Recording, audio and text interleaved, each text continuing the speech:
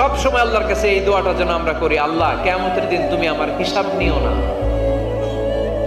আল্লাহ তুমি আমার বিচার বসিও না, আল্লাহ তুমি দয়া করে আমারে মাফ করে দিও। আল্লাহ যার বিচার করবেন ও জাহান্নামে যাবে, আর যার বিচার করবেন না সে জান্নাতে যাবে।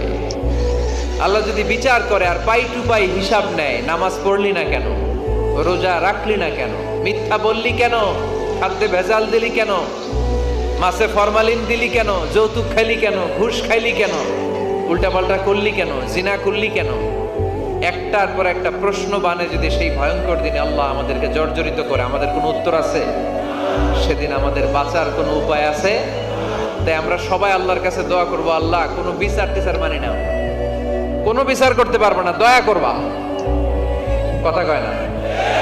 কি করবে?